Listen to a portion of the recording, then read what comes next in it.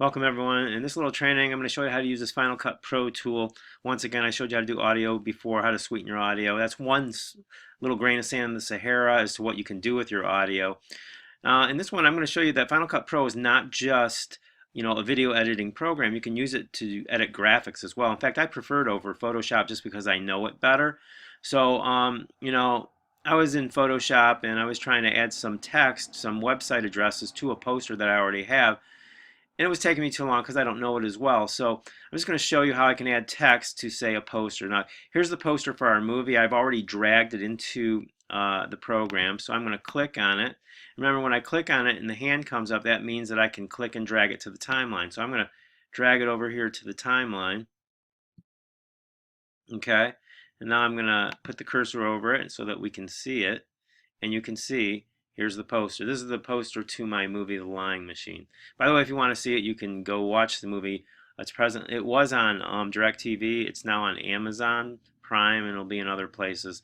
So, so what I'm going to do is I'm going to add some website addresses here. But a lot of times when you add a website address, you'll get the situation where you'll try to find a color to where the website addresses will pop, and you can't really find one because there's various colors in the background. So you got to put a little background behind the text, and so that's what I'm going to do here. First thing that I'm going to do is I'm going to create a little background box, and I'm going to go over here to the generator, click on it, and I'm going to grab let's see here.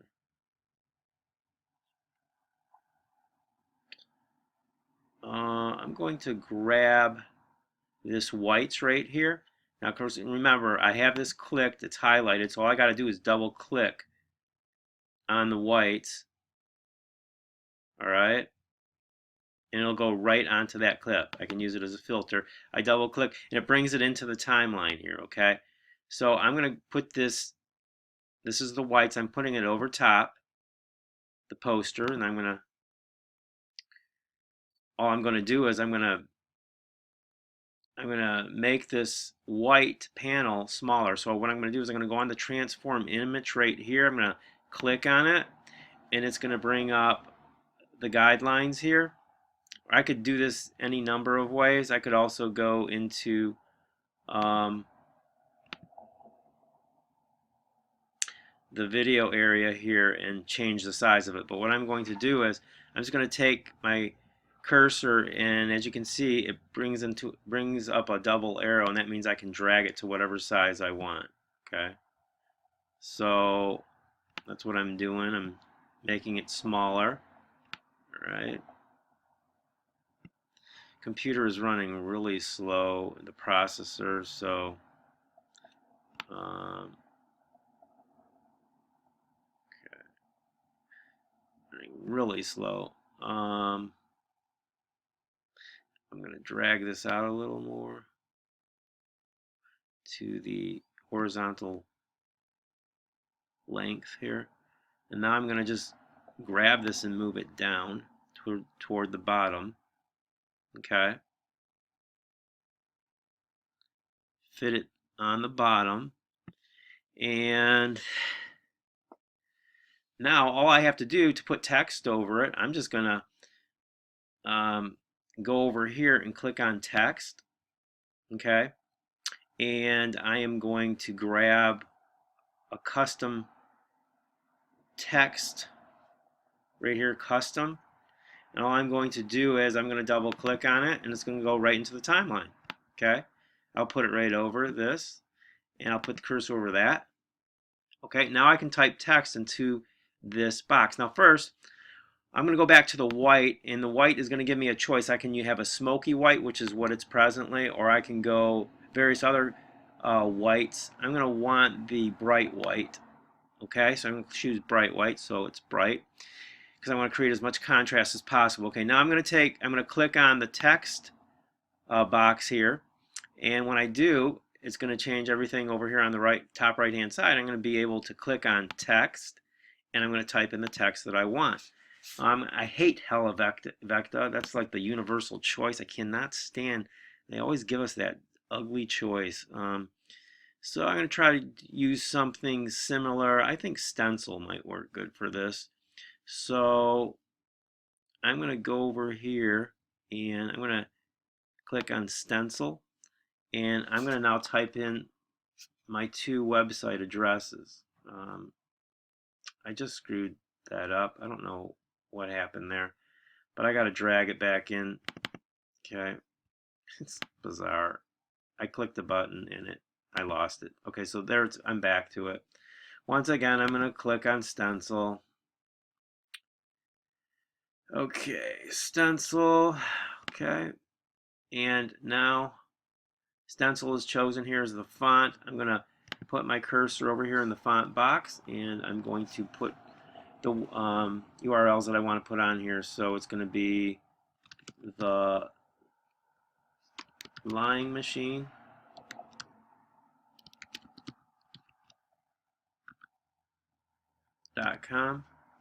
Okay, as you can see, it's coming up here in the middle, and it's white. So the first thing I want to do is I want to probably make it blue. So I'm going to make it blue. I'm going to change the color. I'm just going to scroll down here, go to the face of that font. I'm going to click on show, and I'm going to click on fill with color, and the color is going to be dark blue. That's what I'm hoping for it to be. Try to make it like the blue in the flag. So I'm just moving this around here, probably around right there or so. And then the size seems to be a little too much. So I'm going to go over here, and here's the size, and I'm just going to go from 72 to say about 65. And that'll make it smaller, as you can see. Okay, and now what I'm going to do is I'm going to put another address below that. I'm going to double space actually. I'm going to put our father's productions.org. Okay, now that's obviously too large, so I'm going to make that a little smaller than 65. I'm going to make that, say, 60. Okay, and that makes it smaller. The spacing between here, actually it's not small enough, so I'm going to make it into 55. Okay, and that appears to it's still not small enough, so I'm going to make it into 50. Okay, that's small enough. Now I'm going to bring this down, and I'm just going to click over here, make this whole box, text box, to move downward, as you can see. Okay, as you can see, it's not fitting in the space, so what I'm going to need to do here is I'm going to put my cursor right here before the O, and the line spacing,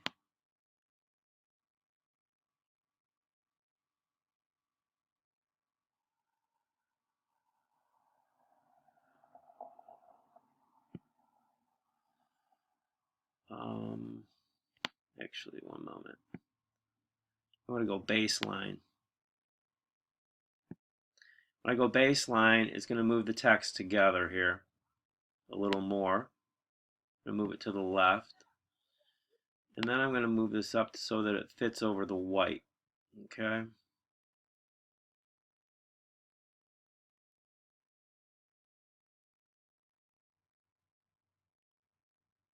And I'll fit it in the box so it's perfect. I'll click done.